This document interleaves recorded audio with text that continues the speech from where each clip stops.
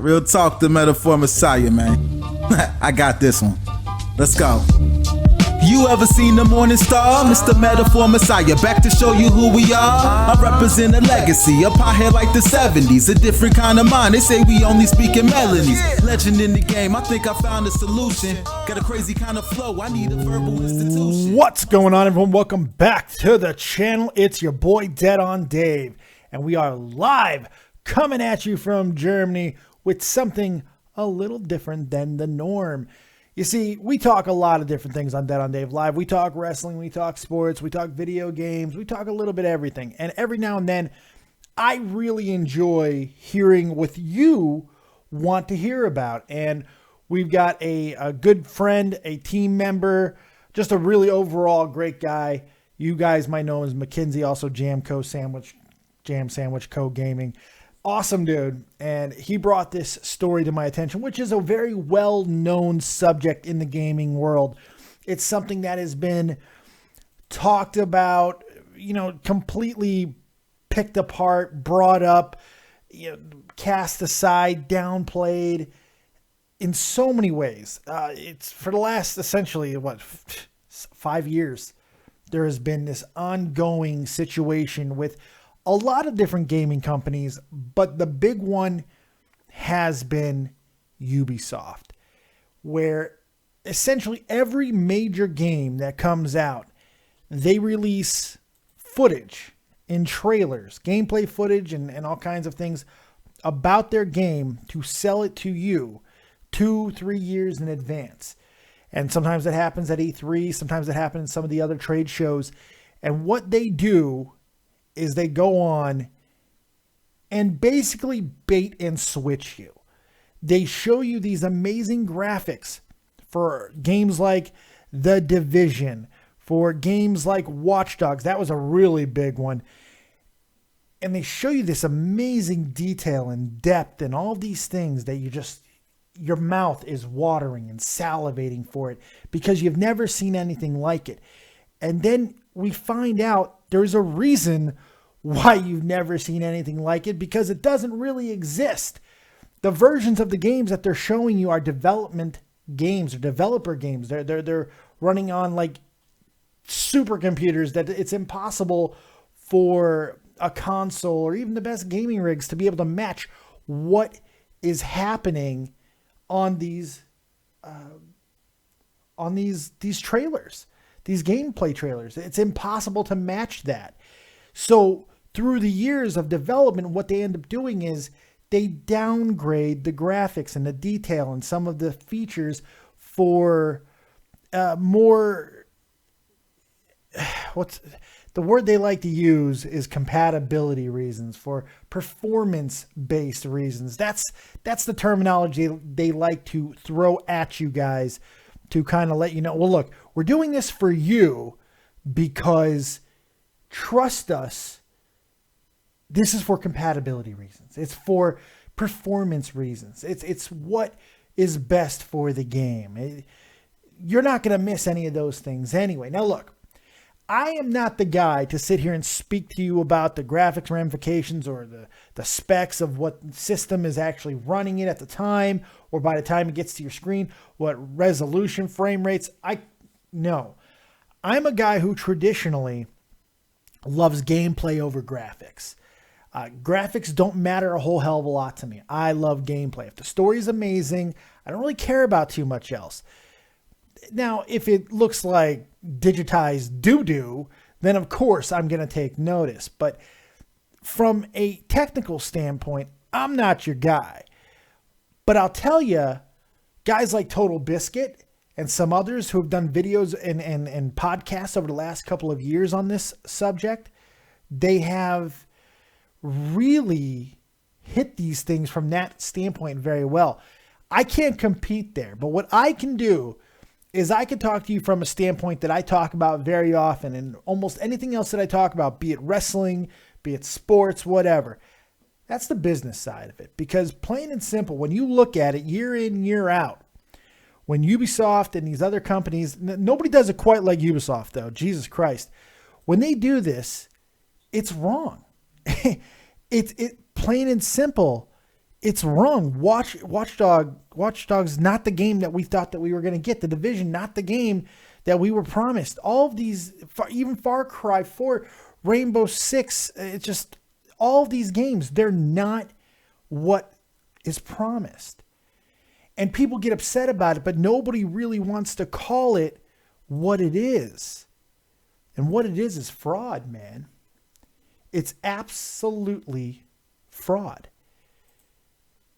Here's the problem with fraud. It's very hard to prove. In this context, it's very hard to prove. And the people who do throw around the fraud word, they tend to not really, well, shouldn't this be easy to prove because it's fraud? It's so simple. The issue with that is fraud is not as cut and dry as you think it is. Fraud is not just saying something of what something is and then not delivering. There's a lot more to it. So let's start there. Let's start with what fraud is. Fraud in legal sense is a false representation of a matter of fact, whether by words or by conduct, by false or misleading allegations, or by concealment of what should have been disclosed, that deceives and is intended to deceive another so that the individual will act upon it in his or her legal injury. Fraud is commonly understood as dishonesty, calculated for an advantage. A person who is dishonest may be called a fraud. In the legal system, fraud is a very specific offense with certain features. What people don't seem to understand about fraud, there are 5 key principles that must be showed in a court of law to make it stand up. And this is exactly why Ubisoft and all these prick game companies that show you these amazing footage at E3, this is why they don't get sued to hell. This is why we're not hearing these stories of lawsuit after lawsuit, because it's damn near impossible to prove. To be able to win a court battle, you have to be able to show 5 separate elements, and we're going to talk about those elements.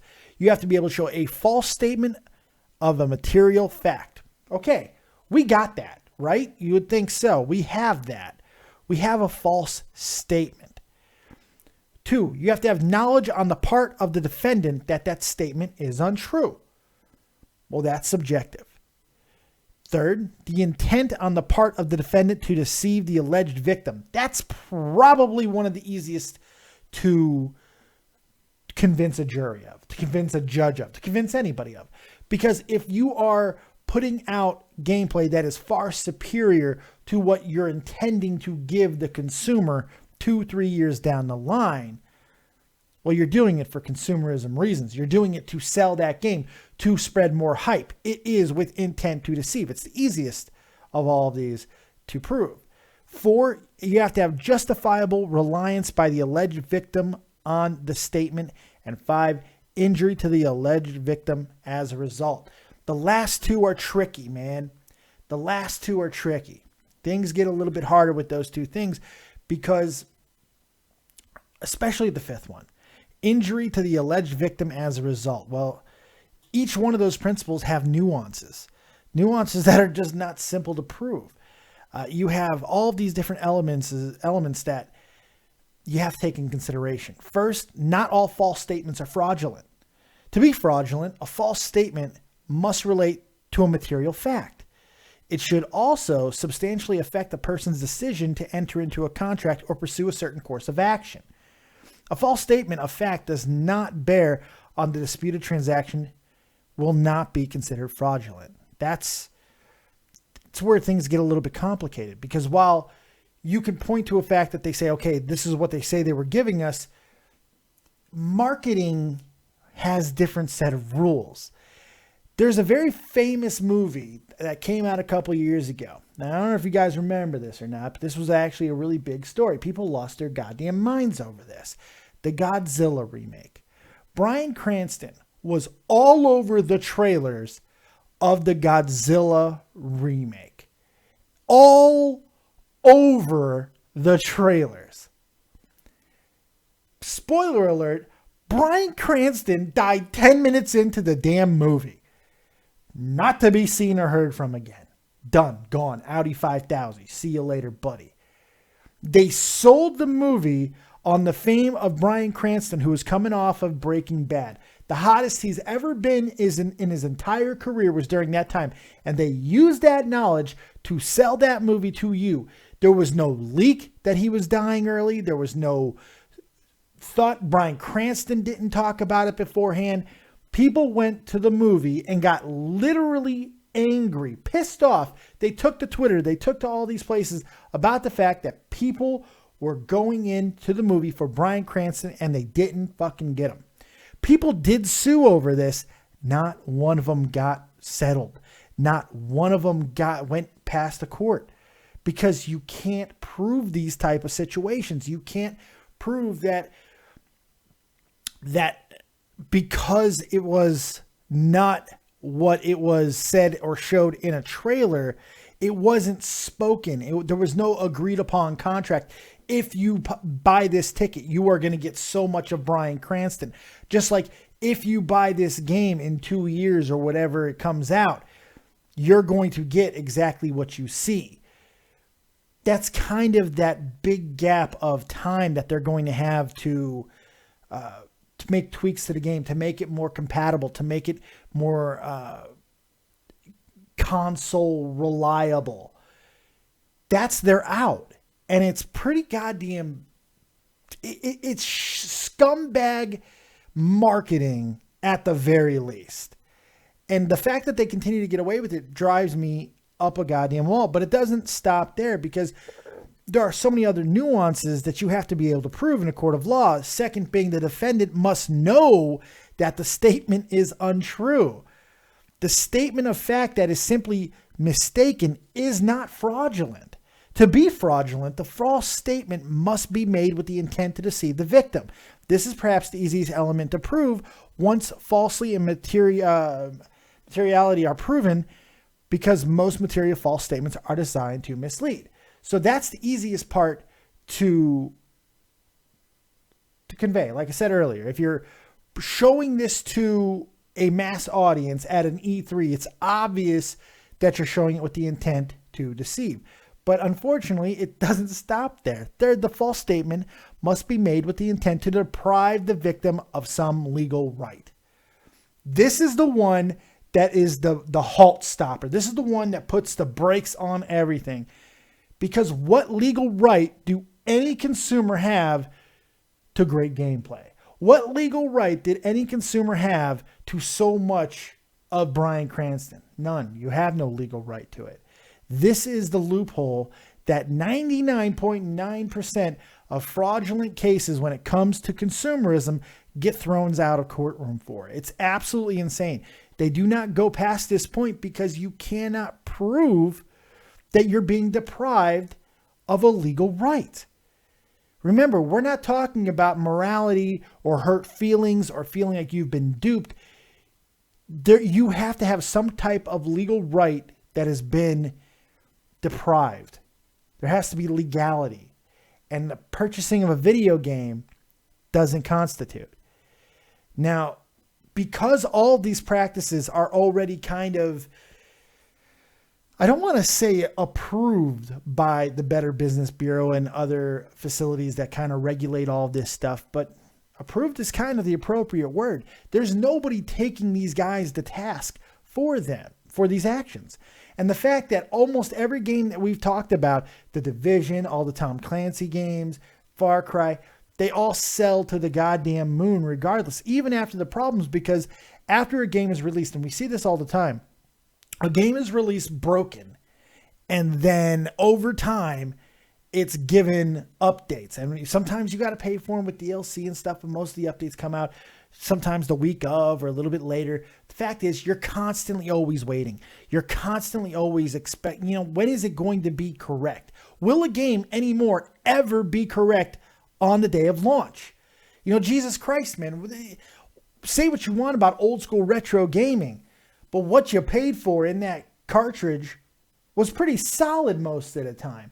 And if it wasn't, the game developer's reputation suffered drastically for it. Now these games are so massive and everything is so ambitious, and you have to try and top everything that you could see on a computer, especially in the console world. And you got to be able to do all of these things that people have never seen before and all this crazy ass shit.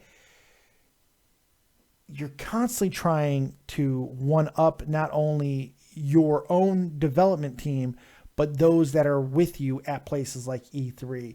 You know, Microsoft wants to put it in the ass of Nintendo and Sony every single time they take the stage.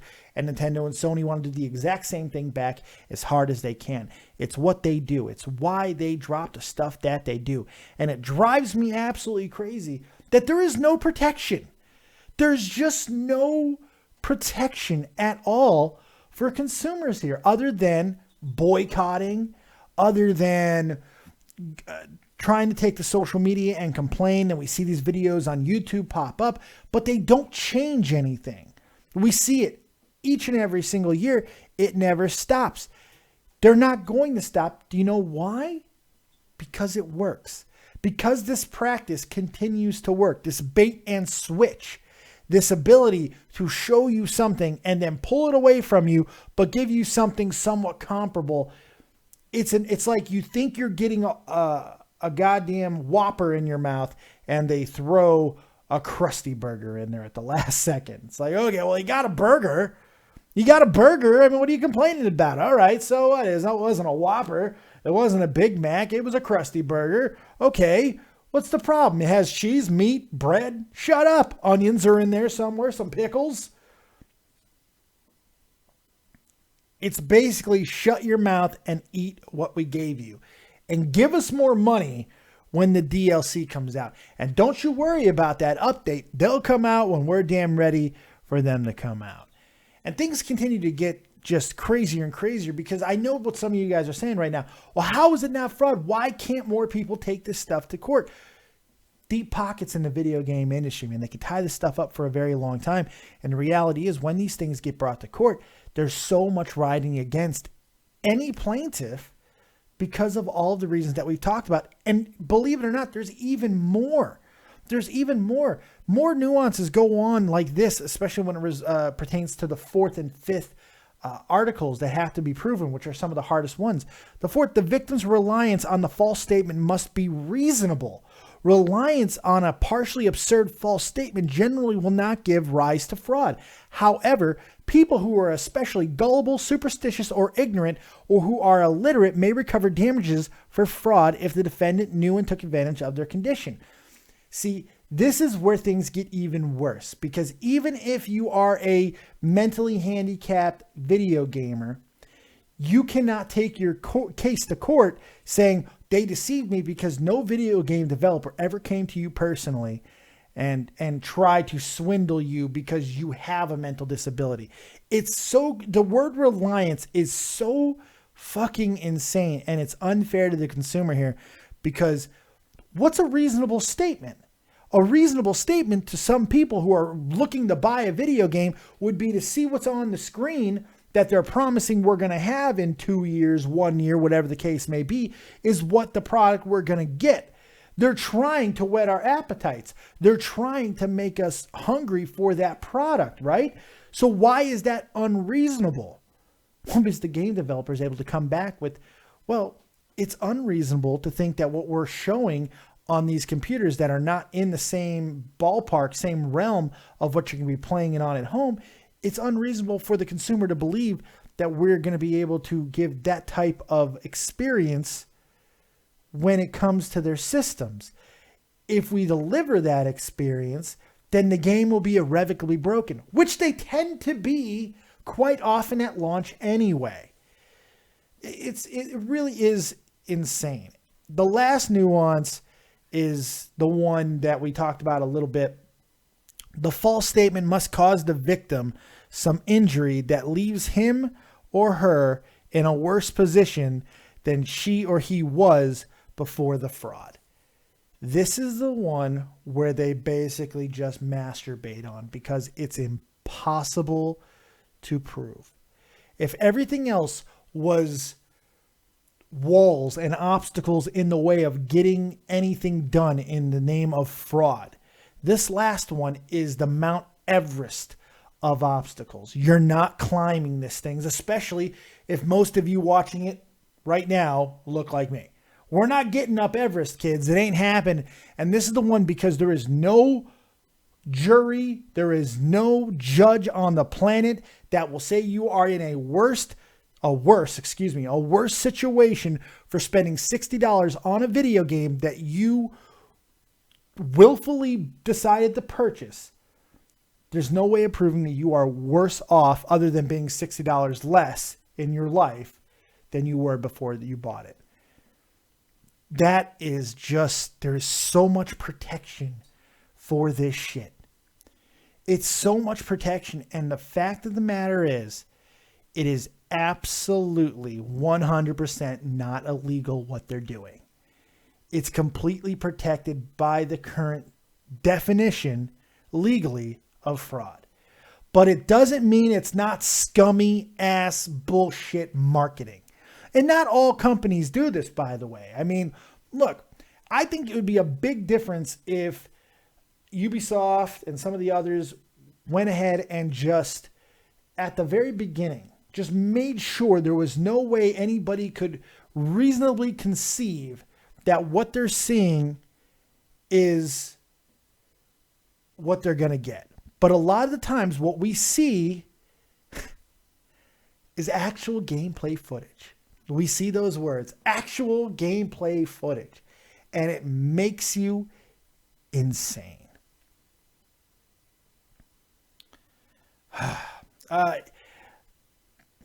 Carlin Jumala says, you can refund games these days. You know that, right? Yeah, sometimes, yes, you can. On Steam, if you buy games, almost any game that you buy, as long as you play it for less than 2 hours, you can get your refund.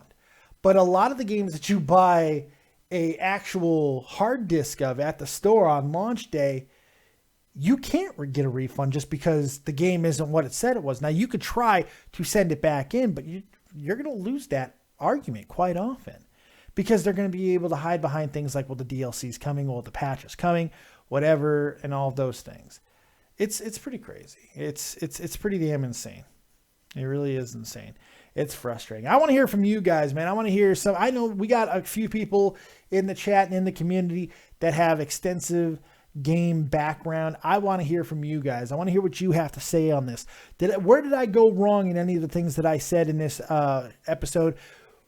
Am I spot on? Am I around the money? I want to hear what you guys have to say now. And if you have any experiences with these things, now's the time to make that known. Call in on Skype, David Vancura, DavidVancura. And of course, number 702-751-2902. I want to hear from you guys. Let's start with, yes, things just got a little bit sexier. It's Sparksy, the woman responsible for my amazing new graphic for the channel that's now sweeping the world. It's SparxyDriod. How you doing, Sparksy? Thank you, sir. And you answered so fast when I called. Yes, I was waiting for a call to save me. What do you think about this entire situation? Just scummy marketing, or is it fraud? Should we hang them up by hooks? The thing is, thinking about this from an art standpoint, and I'm looking at this more like the graphical settings where they show off like, oh, look at how fancy that this is and the gameplay and everything. It's the idea of what is appealing to the human eye. Mm-hmm. And what we're going to look for is the best pixels and the best graphics and everything that's going to make us feel like we're so immersed into it, because that's what art is. Right. In a way, video games are art. Oh, absolutely. So looking into I agree with that, yeah. Mm-hmm. So it's like you look at a game like, let's say, the new Final Fantasy 15 that just came out. Okay. The battle scenes are absolutely fantastic. And looking into that, you really can get immersed. Mm-hmm. You go into something like GTA or Watch Dogs, and you're like, wait, I don't feel immersed. Yeah, well, I think Final Fantasy, this is where we get into the nuances of the different types of games. Final Fantasy has always been a more of a, a story-driven type game that in the later versions has the amazing visuals to kind of go like, oh, wow, pretty.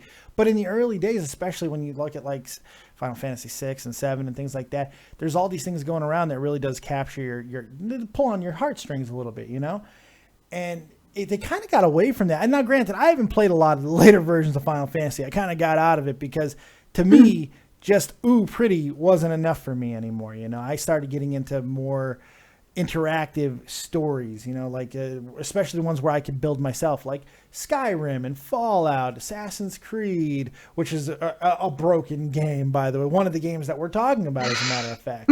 But I mean, I never had a problem with the graphics on Assassin's Creed, that entire series, because I loved the game so much. Even with the broken gameplay that you would have quite often, I loved the story so much that I didn't care. I would overlook so much of it. So it is a difficult thing, but almost unanimously, people have a problem with what Ubisoft does at these conferences because it's so obvious. It's so crazy.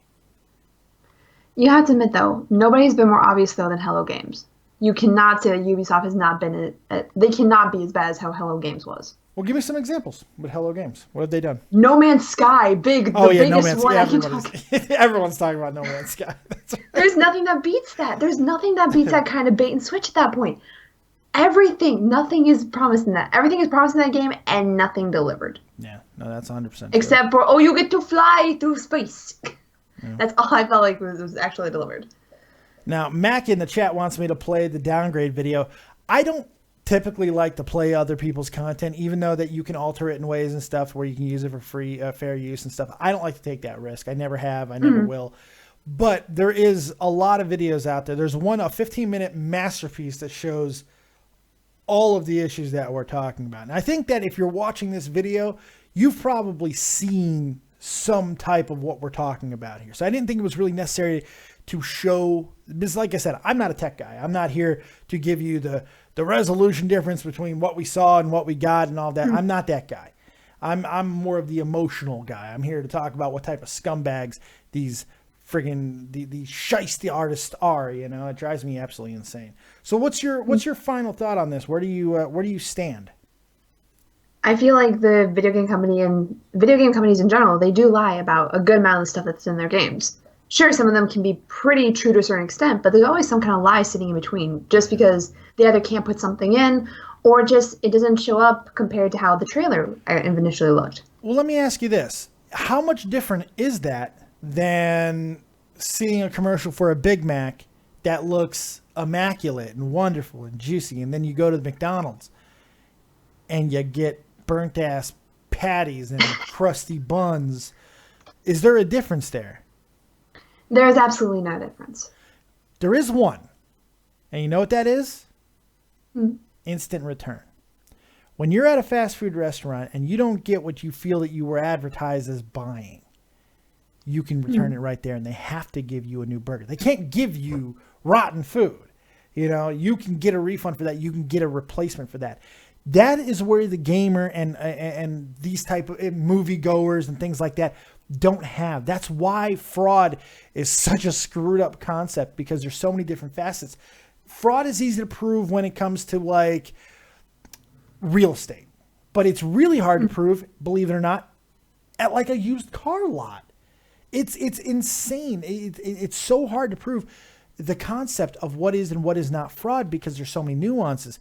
But when you look at something like fast food and these type of things, because you have that instant ability to return the food and get a new freaking Big Mac, well, then it's okay. It's just so bizarre to me.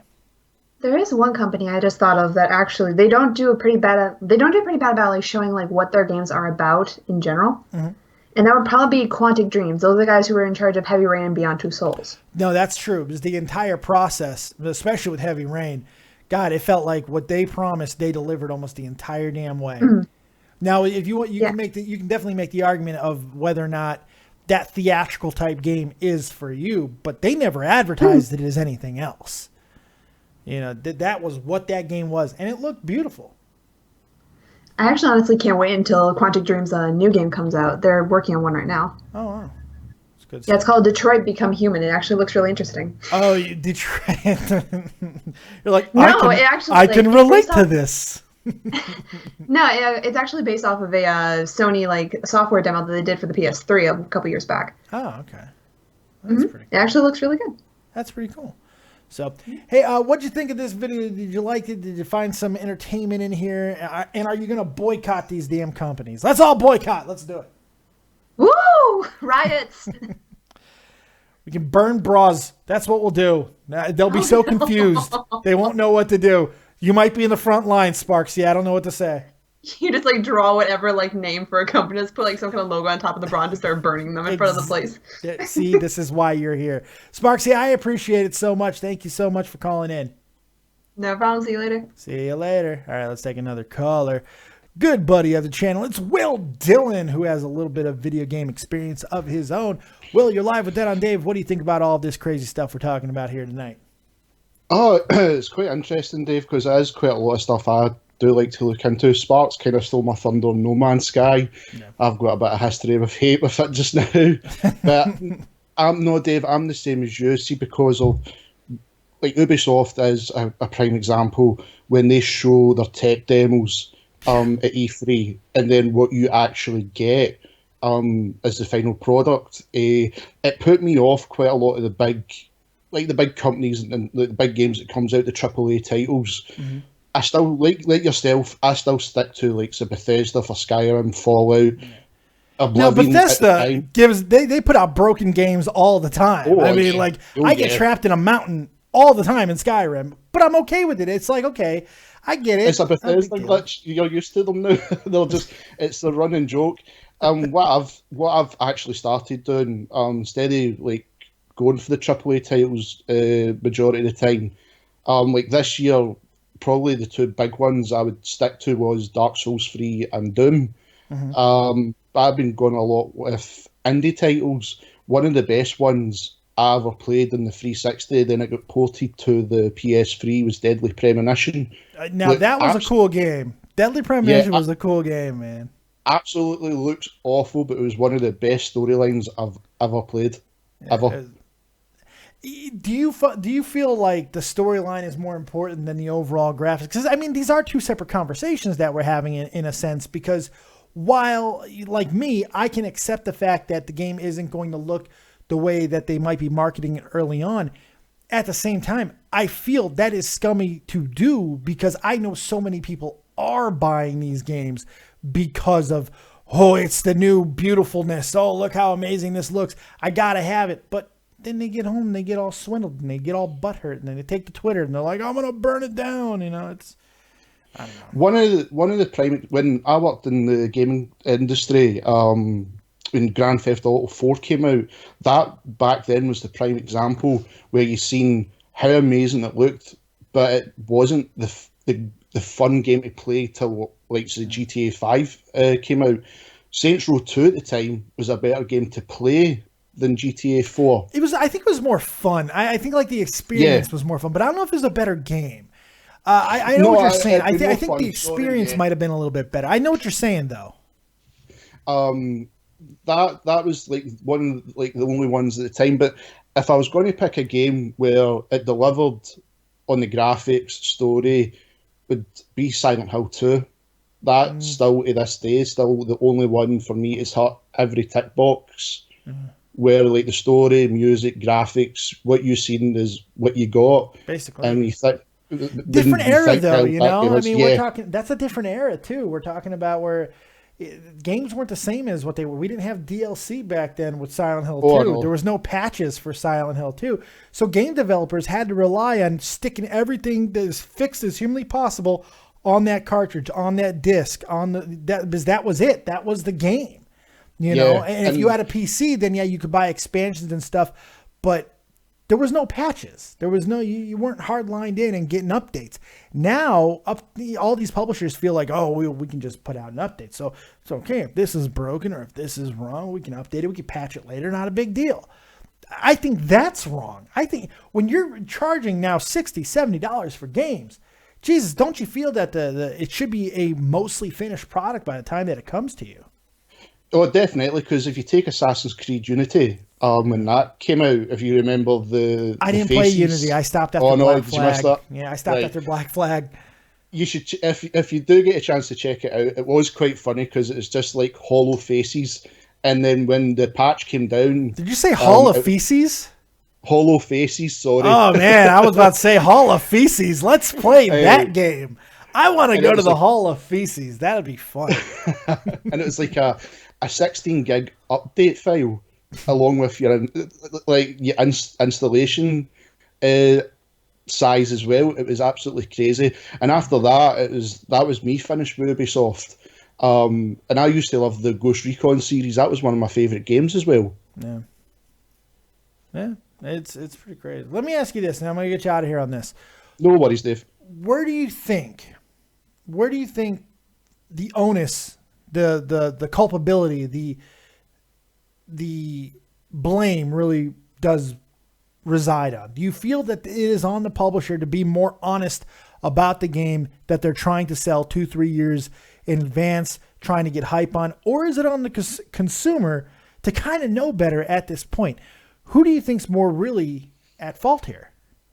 It's from like my experience with No Man's Sky. I'll use that one. I haven't played it. I wish I knew more about it. I haven't played it. I would put that more on the publisher. I know people got really overhyped with it, and like Spark said, the artwork they used for it was amazing. And then when you actually got the final product, I knew what I was in for. I knew it wasn't going to be like sort of a Call it was like a turd. Game. It was like a turd wiped across the screen. Yeah. I mean, right? Yeah, it was insulting. When we were charged full price, and what made it worse for me, my game didn't work. It constantly crashed in my PS4. Jesus. So that was a long battle to try and get a refund for it, to which Sony wouldn't refund. Did you get the refund? No. See, this is exactly my point. That is insane. Now, like, so, it's crazy with Steam. I don't know if you know with Steam, but if you don't play a game for more than 2 hours, you can refund anything. Oh no, I got a refund. I've got Doom on the PS4, and I wanted to have Doom on the PC because I wanted to do like a Let's Play on it. Again, when I started using OBS, I couldn't run Doom. It just slowed right down. So I only played, say, about half an hour. Got my refund easy. Yeah, easy peasy lemon squeezy. But yeah, it's harder when it's console stuff. It's harder when you buy that physical copy of the game, which for some reason a lot of people still enjoy doing. You know, I'm still one. I love the physical copies. It was just at the time when I couldn't get out the house. That's the only reason I went and bought it at full price. Usually I'll buy like Skyrim. I got it for £24, and that's the only reason I downloaded it, because it was so cheap. But I'm like yourself. I like to collect, so all the disc copies is something I still treasure. For gaming. It is nice to have that nice little hard thing right in front of you. Well, that sounded a lot worse than I intended it to be, but it's okay because I'm losing control. Well, I appreciate the call, man. Very good insight, buddy. Thank you, Dave. Thank you. Thanks for supporting the channel. Thanks for calling in. Take it easy. Good stuff, man. That was a really good call. All right, we are still taking your calls. I'm going to hear some more stuff that you guys have to say about this entire situation. I know I didn't talk about No Man's Sky at all. I get that. I was really trying to hammer home with the whole Ubisoft thing because they seem to be the biggest culprit. But yes, I totally get the fact that No Man's Sky is an absolute shit show. All right, we are taking your calls still live on Skype. David Vancura, DavidVancura, and of course, number 702-751-2902. Let's take another one. Assassin NMPS, you're live with Dead on Dave. What you got? Well, I have a pretty strong opinion on this myself. Hit me. Give it to me. Put it inside of me. I think it's going to be fairly controversial, but... Let's go. I mean, honestly, I'm like you. I don't care about the graphics really at all. I mean, I play on PS4. I don't play on PC. I don't have a mega rig or whatever. But, right. I mean, it's like... I think the thing that people get so mad about with... especially Ubisoft. Ubisoft is the main one who does it. Is I understand where they're coming from and where you're coming from when it's like, they're lying about the graphics. But in my opinion, I don't really find it as that big of a deal. It's like, yes, they lied, but it's not really on the level of No Man's Sky where they lie about pretty much every aspect of the game. It's just. I mean, it's like just so minuscule to me that it's not really a big deal, and I think people should be focusing on other issues. Like I have a big issue with EA and the way how they make a whole game and then take 50% of the game out of it and then sell it later as DLC. Yeah. I have a big problem with that. That is a serious issue. We do see that a lot with EA.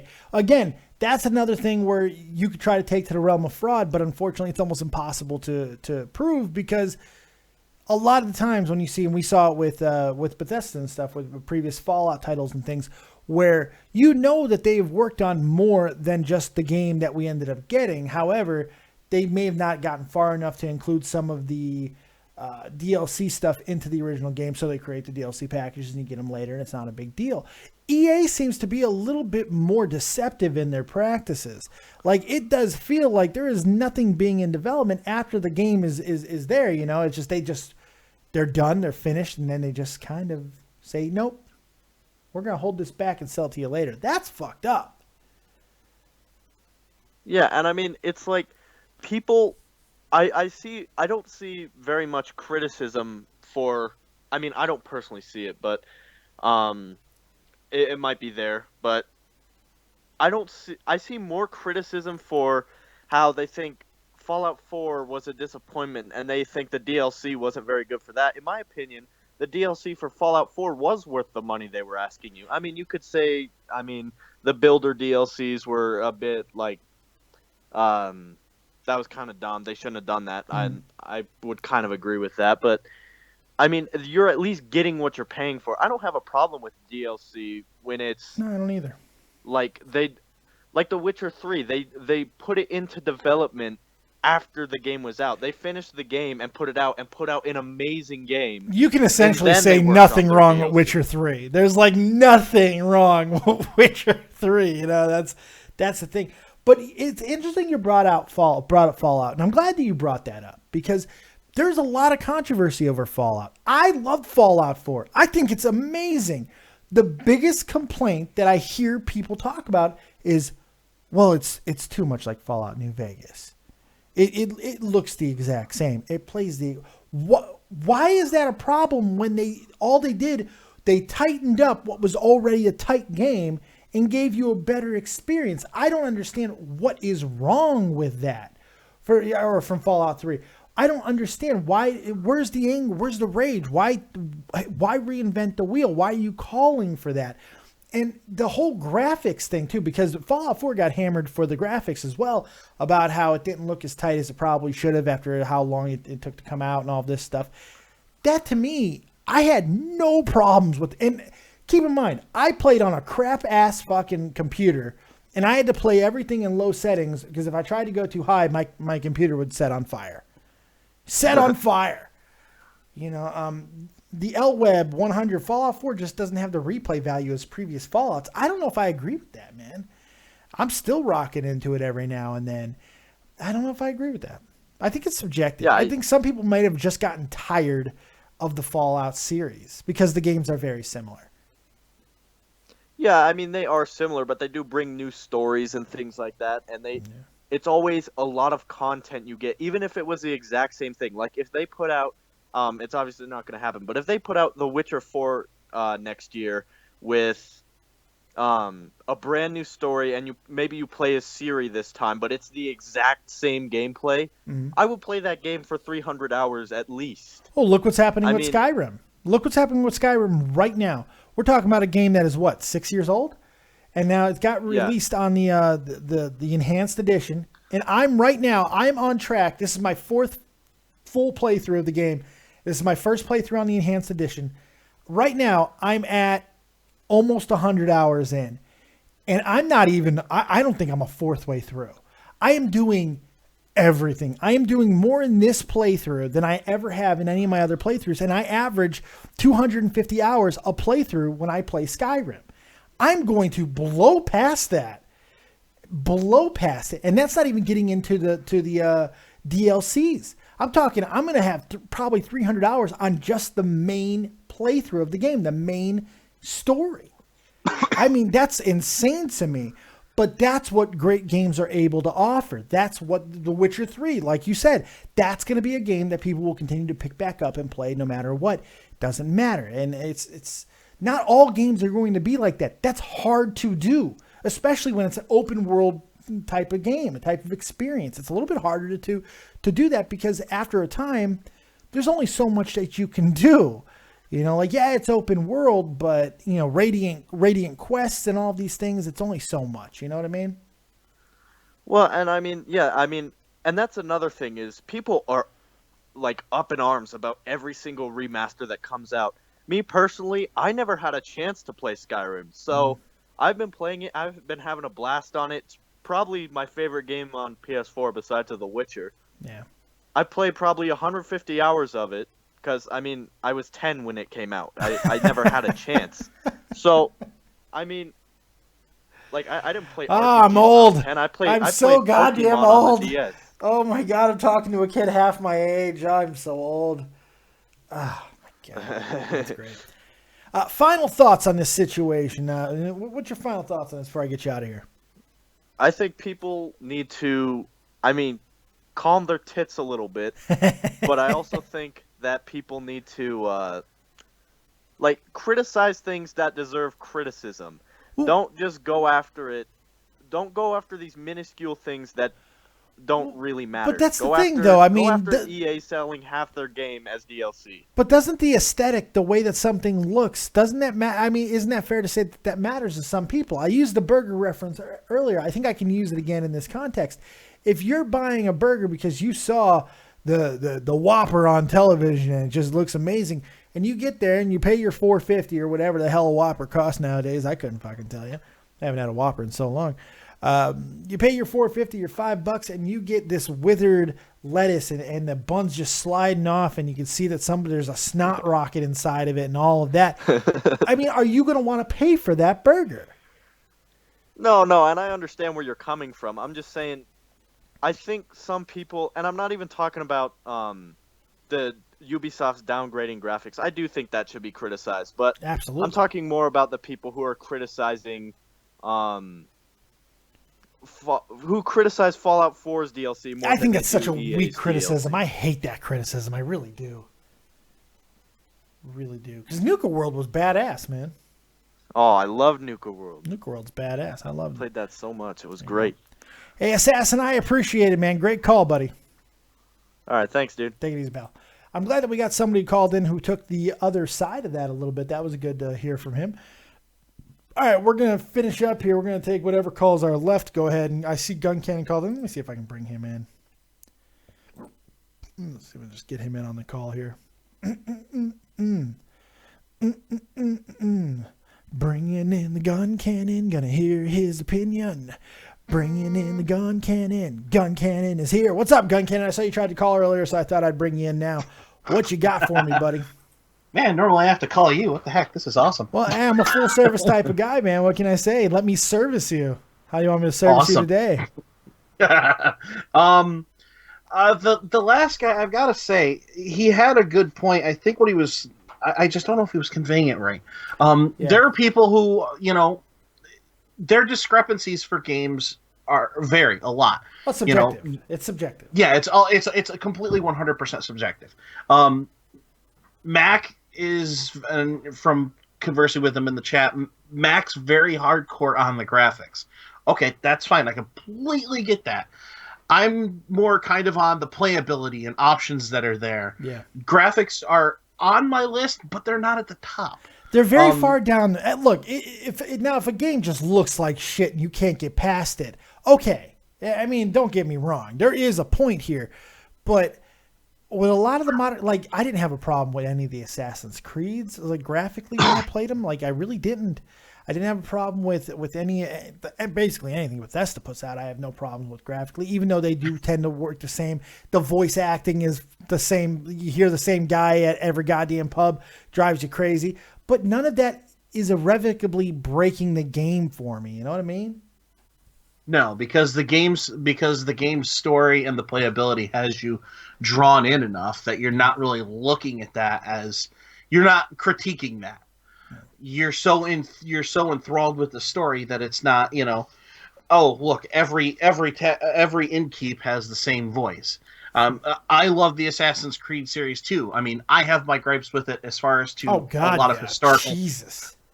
I have a lot of issues with it with historical accuracy, but that's because I'm OCD for that. Well, you don't shit. like the goddamn conspiracy aspect to the historical accuracy. Come on, man. I believe that's exactly how it happened. All of it. No. I'm perfectly fine with that. The problems I have are the other historical accuracies, like how some of the armor and stuff looks. That's not how it was back God, then. you're one of them. Oh, that's I'm wonderful. one of You're them. one of them. I'm one of them. No, you know what? The sheath should not have had the extra there, and that pommel is fucking wrong. I'm done. I'm sending my letter now. I can just see it. Oh my God. You know what? Because you are the asshole who, when the goddamn Las Vegas Golden Knights showed their new thing, this is 100% true, by the way, people. This guy calls me up and he's like, I have a problem. That is the wrong type of helmet. No, that's a Centurion helmet. It's just like... I admit to it. Come on. I know, it's just great. I'm kind of the same way, though, because I was an armor in the Army for a little while. So I have a little bit of appreciation for things of that nature. It drives me crazy when I'm watching a movie and I'll see a guy use a gun. There was one of the Denzel Washington movies that I can't remember which one it was, but he unloads a clip and like it's something so ridiculous. It drives me nuts. You'll see things like that and it will just, you want to kill yourself because you know better. So yeah, I get where you're coming from. I'll make fun of you, but I know where you're coming from. Yeah. I mean, and one of the things someone brought up in the chat was locked discs. And this is something that still runs now, and it was very rampant probably in the early 2000s in a game, and it's surprisingly a series that I follow a lot, that was very rampant for that was Marvel vs. Capcom. When they brought it back, it was literally a dead series for, I was like 10 years. And they brought it back with Marvel vs. Capcom 3, and everybody was excited. Now, the people that were able to go in and look at the discs realized that like half of the downloadable characters that you had to buy or whatnot were already on the disc. They were locked. You couldn't get to them without buying them. Yeah. That's a bitch, isn't it? It's a horrible practice. It's an absolute horrible practice. And I mean, it's something that's going to happen. I mean, the graphics thing, companies try to get away with that now. When you watch the E3 demos or when you watch these tech demos, you'll see them put up when something comes on the screen running the in-game graphics engine. That's fantastic. Oh. I'm glad it's running the engine. What it's not telling you is what it's running on. There you go. Exactly. Yeah. They're not running them on the console. No, there's a gigantic computer back there that's running that whole damn thing. Yeah, it's not the hamsters on a goddamn wheel that you have going on in your system. No, these are like Usain Bolt is back there running on a fucking wheel. You know, it's a big difference. It's a big difference, and it drives me nuts. What are you going to do? Gun, you got final thoughts here? I'm going to get up out of here. We've done an hour. I can't believe I pulled off an hour on this topic. I'm really impressed with myself. I'm stroking the old ego, stroking something else a little bit later, but the ego for now, I'm pretty happy with myself. Pretty impressed. Yeah, it's not a horrible topic, and it's something that a lot of people get angry about. You know, there are things that come out, when games come out that they really like, they get drawn in when they see these first trailers and everything, and they get all excited and happy, and then they go, and the game isn't what, you know, it lived up to be on that thing. Mm-hmm. And you're right. It's so hard to, you know, get through with fraud and use that as a way to kind of get at it. It's fucking impossible. It's impossible. In this context, it's almost impossible. Yeah. I mean, the only thing I guess people can do at this point is what they have been doing. Go on social media, voice your concern, go to these companies, writing them, do everything you possibly can. Because legally you may not be able to fight them. But if you're out there publicly putting these games on point saying you did not live up to what you said you were going to do, you have failed, you're going to get people behind you. And if it gets big enough, eventually, you're going to have a shitstorm for these companies, and No Man's Sky was a good example of that. It's interesting, though, because in 2014, Total Biscuit made this masterpiece of a podcast. I listened to it the other day, and it got hundreds of thousands of hits. I mean, a lot of people heard this thing, especially in the gaming community. It did nothing. People are still making Ubisoft fucking rich. They're still buying these games. It's like because Ubisoft knows what I know. Gamers like crack. And these games are crack, man. And some of these titles, the people who look, Rainbow Six and stuff, I know that's kind of fallen out of vogue and everything. But the people who love fucking those Tom Clancy games, they line up to fucking buy them no matter what. No matter what. It does not matter. And I feel what Ubisoft does in particular, I know that we've beaten up on them, but I think theirs is the most obvious. You know, it's like the other companies do it, but damn, Ubisoft's downgrade is really, really obvious. I just feel it's so it's just taking advantage of people who just want their game. That's what it feels like. Yeah. It feels awful. It's a horrible thing. And the only way you're ever going to get the fraud thing is if you go buy a game that has Zelda on the package and Mario in the game. Then you might be able to get it. We'll see. I don't know. And then when you put it in, the system, it explodes and actually, yes, fire comes out and acid gets in your eyes and you lose a testicle from it. I mean, just crazy. I agree. That's a problem. Gun, I appreciate it, man. I appreciate the call. Grateful. Everybody's been great tonight on calls. I do appreciate it. Thanks, buddy. Anything else that we may have missed? No. Sounds like it's been pretty straightforward. Sweet, sweet, sweet. Have yourself a good night, pal. You too. All right. I think that's about going to wrap this up. I appreciate everybody calling in, man. I think we've beaten this into oblivion. Because I like Elder Scrolls. I'm going to go back and play Skyrim. It's 1 o'clock in the morning, but I'm not tired. I've got some amazing news that I have to sit on for another couple of weeks, and I got some other potential news that I have to sit on, and I'm exploding. If you guys knew what I knew, if you like me and you like this channel, you're going to be very happy. If you knew what I know. So I'm just full of energy right now, and it's better than being full of shit, which is what I'm usually full of. But right now, this is just me, perpetually walking around. I am Dead on Dave. Let me see. Hi, everybody. I am Dead on Dave, and I'm happy. I hope you guys enjoyed this episode of Dead on Dave Productions, Dead on Dave Live. We had a lot of fun. We talked about many things in the video game world, and I hope you enjoyed it. Also, like, subscribe, and share. And I hope that you also donate to the channel because I am poor as fuck. So thank you guys very much, and we'll see you next time right here on Dead on Dave Productions. Like, subscribe, and share. And as always, if you don't have talent, have talented friends. We'll see you next time. Keep it copious, folks. Ooh, and peace.